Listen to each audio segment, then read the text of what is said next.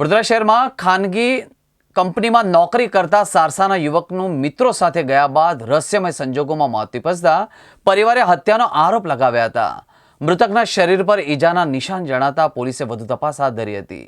સારસા ગામે રહેતો પાર્થ સુથાર વડોદરામાં આવેલ એક ખાનગી કંપનીમાં નોકરી કરતો હતો. પાર્થના પિતરાએ આશિષ સુથારના જણાવ્યા મુજબ જમવા માટે તેણે પાર્થને ફોન કર્યો હતો.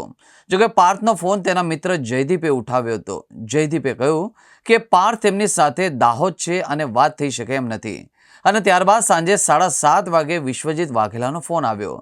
તેણે કહ્યું કે પાર્થને સયાજી હોસ્પિટલમાં લાવવામાં આવ્યા છે, તમે આવી જાઓ. વિશ્વજીતના ફોન બાદ આશિષ મિત્રો સાથે સયાજી હોસ્પિટલ ખાતે પહોંચ્યો હતો. હોસ્પિટલમાં પાર્થ મૃત અવસ્થામાં પડ્યો હતો અને ત્યાં કોઈ ન હતું. જ્યારે પાર્થના શરીર પર ઈજાના નિશાન સ્પષ્ટ નજરે પડતા હતા. હોસ્પિટલ પહોંચેલા આશિષે વિશ્વજીતને કોલ કર્યો હતો, પરંતુ જવાબ મળ્યો હતો. બીજી તરફ પાર્થના પરિવારે તેની હત્યા કરી હોવાના આક્ષેપો કર્યા હતા. એ દરમિયાન ફતેગંજ પોલીસે સયાજી હોસ્પિટલમાં પહોંચી આગળની કાર્યવાહી હાથ ધરી હતી. ભાઈનું નામ પાર્થ સુથાર છે અને મારું નામ આશિષ સુથાર છે. મારા કાકાનો છોકરો થાય. હવે એકચ્યુઅલી અહીંયા નહીં રહેતો, પણ એ સારસા રહેવાનું એને, પણ અહીંયા જોબ કરતો હતો ટાટા મોટર્સ એબીસી ઓટો લિંકમાં. હવે મેં બપોરે અને એમ નોર્મલી અમારા ઘરે આવતો જતો રહે, તો મેં એને ફોન કર્યો હતો નોર્મલી બપોરે જમવા માટે કે ભાઈ કઈ છે એમ. તો એના નંબર પરથી જયદીપ કરીને એક છોકરો છે, એટલે દોસ્ત જ થાય એનો, અને હું પણ એને ઓળખું છું, ગોરવામાં જ રહે છે. તો એને ફોન ઉઠાવ્યો અને મેં કીધું કે કોણ? તો કે જયદીપ બોલું છું. શું થયું બોલે એમ. મેં કીધું કે પાર્થ જોડે વાત કરાવો ને, મારે કામ છે એમ. તો એને કીધું કે અહીંયા જ છે, બોલે શું થયું, હું કામ છે. મેં કીધું મારે વાત કરવી છે, એની જોડે વાત કરાવો. તો એ કે હમણાં વાત નહીં થાય. મેં કીધું કેમ, શું થયું, ક્યાં છો તમે? તો એને કીધું કે અમે દાહોદ છે. તો મેં કીધું ઓકે, અને પછી એમને કોલ કાપી નાખ્યો. પછી એક્ઝેક્ટલી 7:30 વાગ્યા હતા સાંજના, અને મને કોલ આવે છે વિશ્વજીત વાઘેલા કરીને, ટ્રુ કોલર પર નામ બતાવું, અને એમનો કોલ આવે. અને એમને એવું કીધું કે અહીંયા એસએસજી હોસ્પિટલમાં આવી જાઓ, આશિષભાઈ તમે વાત કરો છો પાર્થના ભાઈ? મેં કીધું હા. તો એમને કીધું કે અહીંયા આવી જાઓ, તમારા ભાઈને એડમિટ કર્યા છે, ઇમરજન્સી છે થોડું. તો મેં કીધું શું થયું એમ. તો કે તમે ફટાફટ આવી જાઓ. અને મેં ફટાફટ આવ્યો. પછી અહીંયા આવીને જોયું, અહીંયા આગળ એમની બોડી પડી હતી, ખાલી કોઈ હતું નહીં એમની આજુબાજુ. અને મેં જોયું તો એમને બરાબરનું અહીંયા આખા શરીર પર માર માર્યો છે. એ ખબર નહીં. હવે મેં પેલા ભાઈને ફોન કર્યો પાછો, વિશ્વજીતભાઈને. કીધું તમે ક્યાં છો, એક્ઝેક્ટલી થયું શું, કેવી રીતે થયું, મેં એમને પૂછ્યું.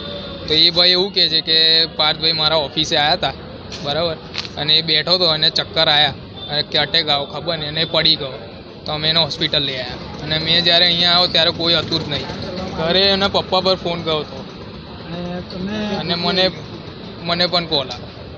એટલે અમે પછી બધી જાણ કરી કે આવું થયું છે બનાવ. હમણાં થોડા સમય પહેલાંની જ ઘટના છે. એ પાર્થ સુથાર કરીને એક છોકરો છે, એ મૂળ સારસાનો વતની છે ને અહીંયા રણોલી ટાટા મોટર્સમાં નોકરી કરે છે. પોલીસને જે વર્દી આપી છે એનો કોઈ મિત્ર છે વિશ્વજીત નામનો, એણે વર્દી લખાઈ છે કે ભાઈ મારો ઓળખીતો જે છે આ પાર્થ, એને ચક્કર આવ્યા અને પડી ગયો છે. અને અમે 108 બોલાવી છે ને 108 મારફતે અમે અહીંયા એસએસજીમાં લઈ આવ્યા છે.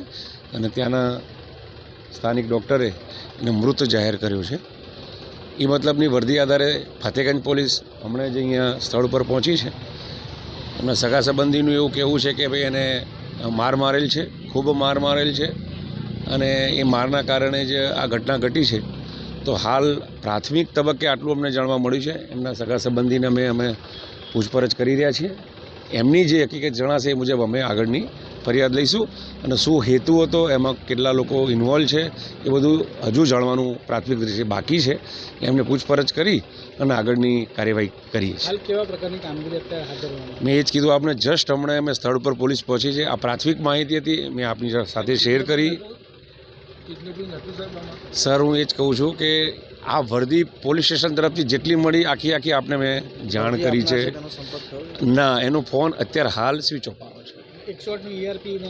એ બધું કરીશું અમે. એટલે હાલ તો અમે એના સગા સંબંધીને પૂછી રહ્યા છે કે શું છે ઘટના, પ્રાથમિક શું છે, ભૂતકાળમાં શું હતું, ને એનો હેતુ શું હતો, મોટિવ શું હતો.